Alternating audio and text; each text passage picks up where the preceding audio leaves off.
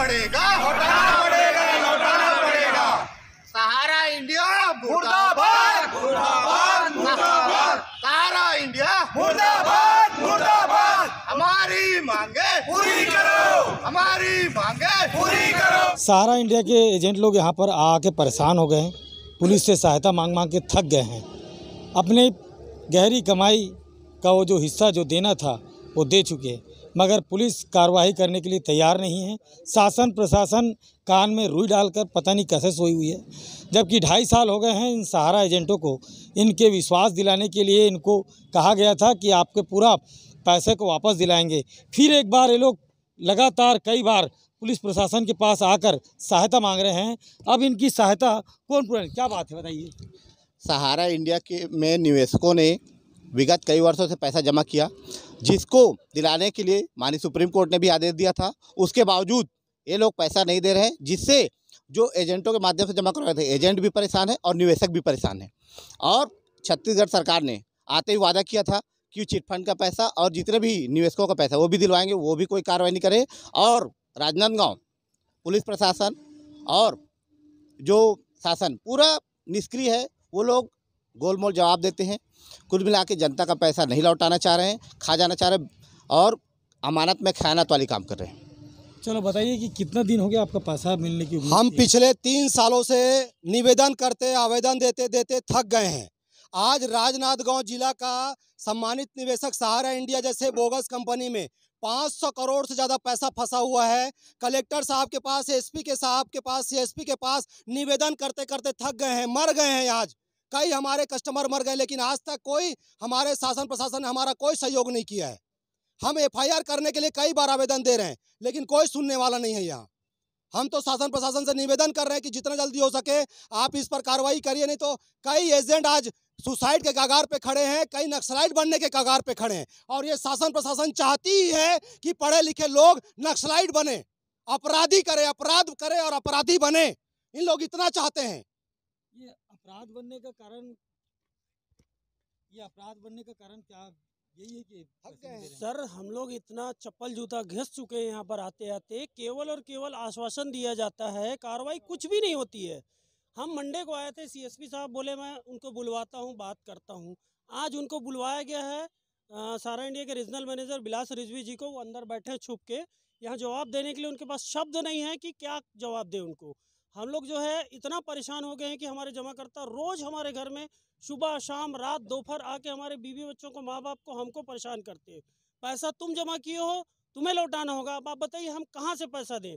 हमने तो जमा करके कंपनी से उनको सर्टिफिकेट दिया है, सर्टिफिकेट में जमा तारीख लिखा हुआ है, जमा रकम लिखा हुआ है, जमा मैच्योरिटी का दिनांक लिखा हुआ है। वही चीज़ हम यहाँ पर शासन प्रशासन से गुहार लगा रहे हैं। कितना दिन हो गया आप लोग काम नहीं कर रहे हैं? सर घर कैसे चल रहा है?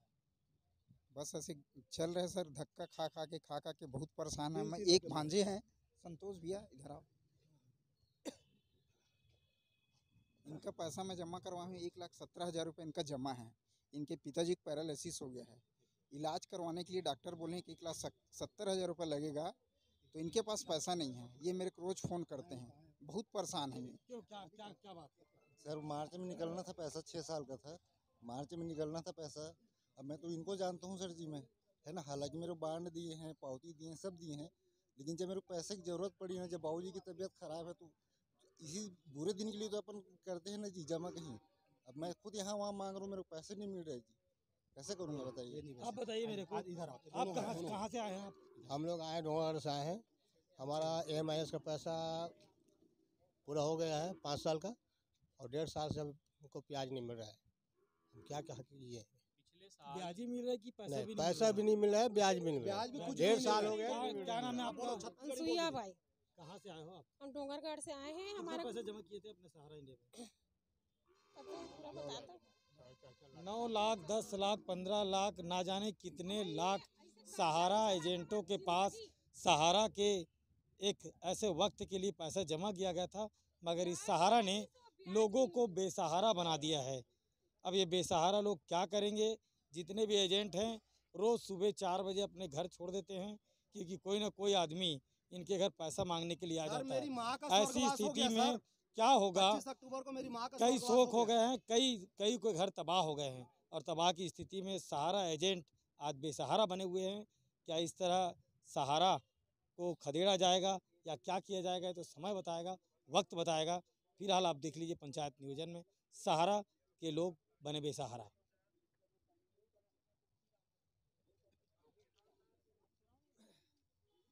इनके लिए क्या है, कैसे करेंगे लोग? इन लोगों का कंप्लेंट आया हुआ है तो उस पर हम लोग जांच में लिए हुए हैं, जांच कर रहे हैं। इसमें सुप्रीम कोर्ट का भी एक आदेश आया हुआ है, उसमें उन लोगों ने एम्बार्गो लगाया हुआ है सहारा का, जिसमें ऐसा बताया जाता है कि सहारा का सारा पैसा सेबी के द्वारा उसमें ये किया हुआ है।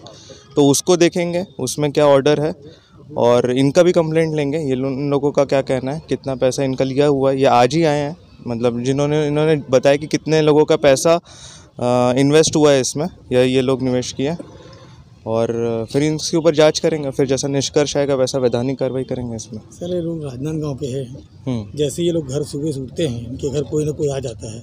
ऐसी स्थिति में बहुत परेशान भी हो गए, बोलते कई लोग आत्महत्या भी करेंगे। ऐसी स्थिति में सरकार को कुछ जल्दीबाजी करनी चाहिए थी इस बारे में। नहीं तो इसमें बेशक हम लोग तुरंत इसमें जाँच का जांच करेंगे अच्छे से, तुरंत जल्दी से जल्दी जी सर, ताकि इनको हेल्प हो सके। जी कैसे आना हुआ था यहाँ पर? यही सहारा सेबी वाले मैटर पे कुछ चर्चा करनी थी, और उसके बारे में सीएसपी साहब से भी हम लोगों ने चर्चा की है, उसी संबंध में हम लोग आए थे। ये बताइए कि आपने कस्टमर से बिना पूछे उनका ब्रांड को चेंज किया है क्या? बिल्कुल नहीं हुआ ऐसा, मगर कई अगर नहीं, बिल्कुल कोई जो कह रहा है वो गलत कह रहा है। कस्टमर के बीच में जमा करता है कार्यकर्ता साइन करवाएगा, पूरी टर्म कंडीशन पढ़ाएगा, उसके बाद ही साइन होता है। बिना फॉर्म साइन किए कोई डिपॉजिट हमारे यहाँ नहीं कटता है। अभी बैंक चालू है क्या वहाँ पर? बिल्कुल चालू है, यानी जमा हो रहा है, चालू हो रहा है? बिल्कुल जमा हो रहा है। यानी कि उन व्यक्तियों को पैसा नहीं मिल गया जिनका बॉन्ड समाप्त हो गया है, खत्म हो गया है। ये इसका कारण है, सहारा से भी विवाद चल रहा है 2012 से, और उसमें सुप्रीम कोर्ट के पास हमारा 23,191 करोड़ रुपया जमा है,